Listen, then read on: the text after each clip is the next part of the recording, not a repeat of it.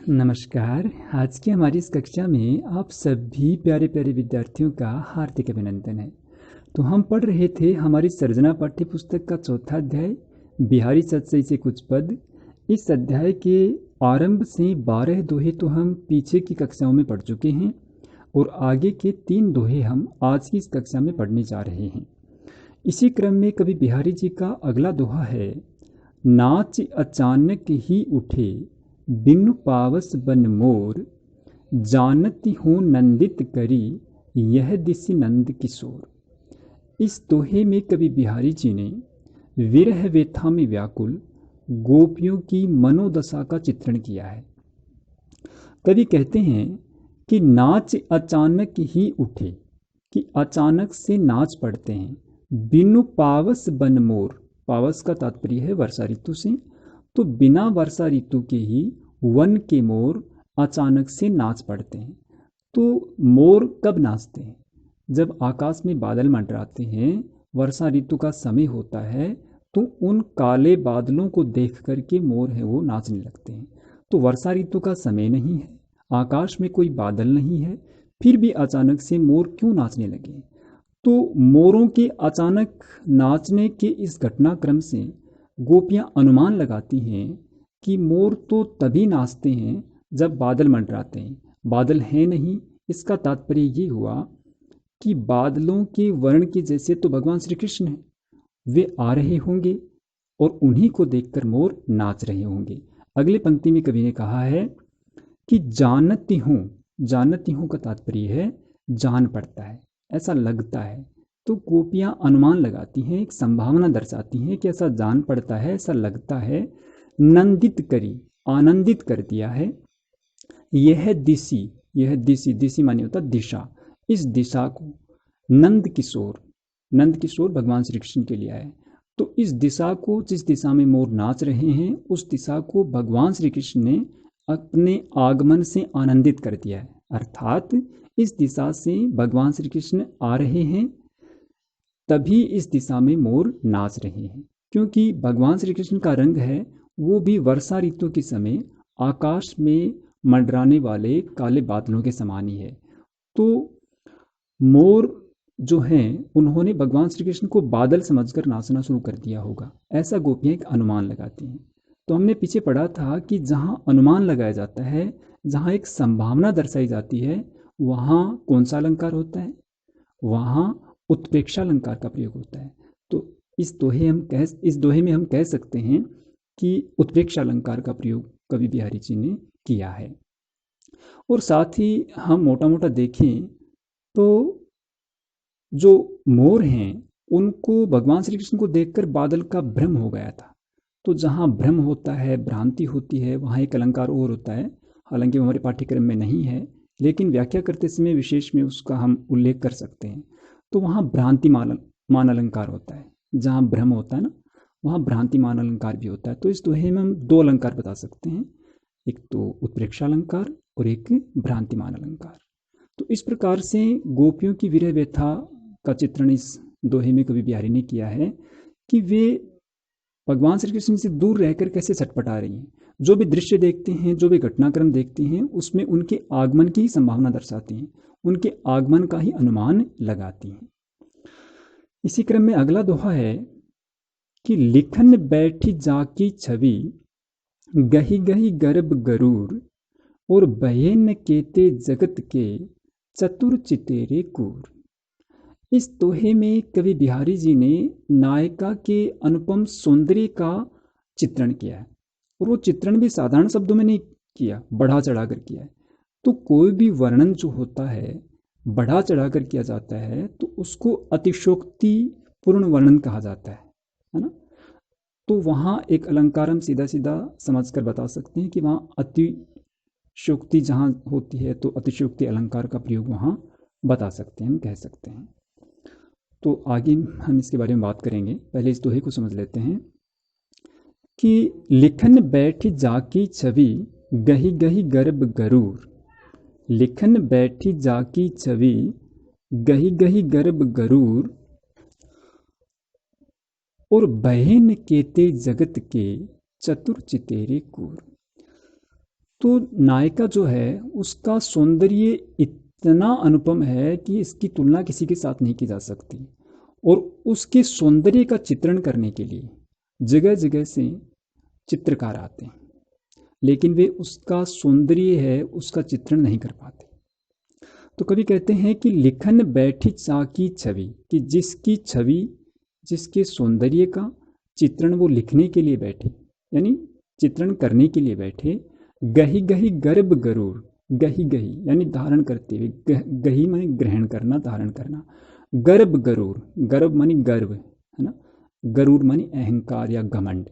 तो बड़े अहंकार के साथ, बड़े घमंड के साथ बड़े बड़े चित्रकार आते हैं नायिका के सौंदर्य का चित्रण करने के लिए, कि हम बहुत बड़े चित्रकार हैं और हम इनके सौंदर्य का हूबहू चित्रण कर सकते हैं। ऐसा सोचकर, ऐसा समझकर बड़े बड़े चित्रकार हैं वो नायिका के सौंदर्य का चित्रण करने के लिए आते हैं।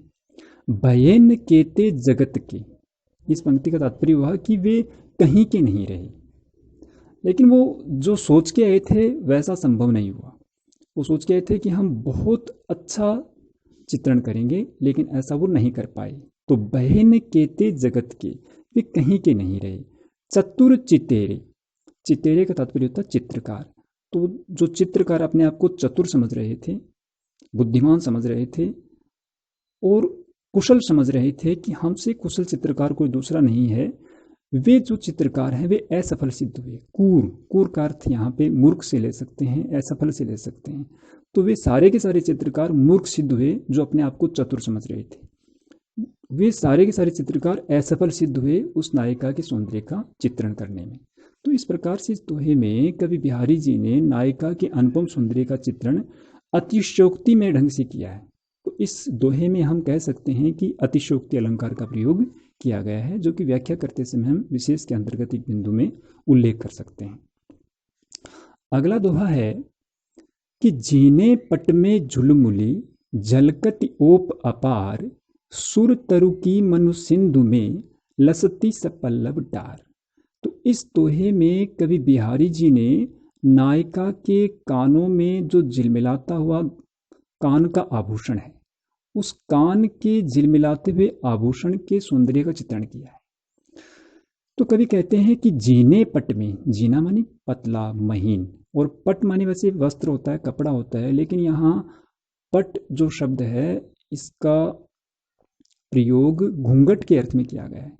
तो जो नायिका है उसने जो घूंघट अपने सर पे डाल रखा है, चेहरे पे डाल रखा है, उसके वो जो घूंघट है उसका कपड़ा पतला है, और उसके आर पार उन्होंने जो कान में आभूषण पहन रखा है उसकी चमक है वो झलक रही है। तो जीने पट में झुलमुली, तो कानों में झूलता हुआ जो कान का आभूषण है, झलकती ओप अपार, झलकती मानी झलकती है, ओप, ओप का तात्पर्य है चमक से। तो उसकी जो चमक है वो घूंघट के पार यानी घूंघट के बाहर झलकती दिखाई देती है। और सुर तरु की मनु सिंधु में, तो वह घूंघट के पार कान के आभूषण की चमक जो झलकती है वह ऐसे ही दिखाई दे रही है या ऐसे ही सुशोभित हो रही है जैसे कि मानो सुर तरु की मनु सिंधु में, मनु माने मानो, सुर तरु, सुर माने देवता होता है, तरु माने पेड़ होता है, देवताओं का पेड़। तो सुर तरु का तात्पर्य है कल्प वृक्ष, देवताओं का पेड़ कल्प वृक्ष को माना गया है। तो सुर तरु की मनु सिंधु में, सिंधु का तात्पर्य होता है सागर से, समुद्र से। तो समुद्र में जैसे जो कल्प वृक्ष है उसकी जो डाली है वो झलकती हुई दिखाई देती है, ऐसे ही नायिका के कानों का जो आभूषण है वो घूंघट के पार झलकता हुआ दिखाई देता है, उसकी चमक झलकती हुई दिखाई देती है। तो कभी कहते हैं सुर तरु की मनु सिंधु में, लसती सपल्लव डार, लसती मानी सुशोभित होती है, सपल्लव, पल्लव मानी होता है पत्ते, सपल्लव मानी पत्तों सहित, डार मानी डाली। तो मानो कल्प वृक्ष की जो डाली है, पत्तों सहित जो कल्प वृक्ष की डाली है वह समुद्र में झलकती हुई झिलमिलाती हुई दिखाई देती है, ऐसे ही नायिका के कानों का जो आभूषण है वो उसके पतले महीन घूंघट के पार झलकता हुआ दिखाई देता है ना। इस प्रकार दोनों चीजों की तुलना की गई यहाँ पे। तो मनु शब्द का प्रयोग किया गया है यहाँ पे। मनु, मानो, मनहु, इन वाचक शब्दों का प्रयोग उत्प्रेक्षा अलंकार में किया जाता है। तो यहाँ हम कह सकते हैं कि इस दोहे में उत्प्रेक्षा अलंकार का प्रयोग किया गया है ना। तो इस प्रकार से इन दोहों को हम पढ़ सकते हैं, समझ सकते हैं। इसको एक बार थोड़ा फिर से देख लीजिए। जीने पट में झुलमुली झलकती ओप अपार, सुर तरु की मनुष्य सिंधु में लसती सपल्लव डार। कि नायिका के कानों में जो कान का आभूषण है उसकी चमक घूंघट के पार झलकती हुई दिखाई देती है, वो ऐसे ही सुशोभित हो रही है जैसे कि मानो कल्प वृक्ष की जो पत्तों सहित डाली है वह उसका जो प्रतिबिंब है वो समुद्र में झिलमिलाता हुआ या झलकता हुआ दिखाई देता है। तो यहाँ उत्प्रेक्षा अलंकार का प्रयोग हुआ है, ये हम पहले बता चुके हैं आपको या पढ़ चुके हैं। तो इस प्रकार ये 3 दोहे आज के पूरे होते हैं। इनसे संबंधित प्रश्न हैं वो देख लीजिए। पहला प्रश्न है, बिना वर्षा मोर क्यों नाचने लगते हैं? क्योंकि मोरों को बादलों का भ्रम हो जाता है भगवान श्री कृष्ण को देख करके, ऐसा गोपियां अनुमान लगाती हैं, इसलिए वो नाचने लगते हैं। दूसरा प्रश्न है, संसार के चतुर चित्रकार मूर्ख क्यों सिद्ध हुए? क्योंकि वे सोच के आए थे कि वे बहुत अच्छा जो चित्रण है नायिका के सौंदर्य का वो करेंगे, लेकिन वो कर नहीं पाए, इसलिए वो मूर्ख सिद्ध हो गए। यानी उनका जो अहंकार है वो चूर चूर हो गया, घमंड है वो चूर चूर हो गया। तो संसार के चतुर चित्रकार हैं वो मूर्ख सिद्ध हो गए। तीसरा प्रश्न है, झीने वस्त्रों में या पतले महीन वस्त्रों में नायिका किस प्रकार सुशोभित हो रही है? अभी हमने पढ़ा है कि झीने वस्त्रों में नायिका जो है वो उसी प्रकार सुशोभित हो रही है। नायिका तो नहीं कह सकते हम, नायिका के कान का आभूषण वो उसी प्रकार सुशोभित हो रहा है जैसे कि सागर में और कल्प वृक्ष की पत्तों से डाली का प्रतिबिंब है वो सुशोभित हो रहा है। तो इस प्रकार इन प्रश्नों के उत्तर देते हुए इन तीनों दोहों का भावार्थ अच्छी तरह हम समझ सकते हैं। तो आज के लिए बस इतना ही। बहुत बहुत धन्यवाद। नमस्कार। आज के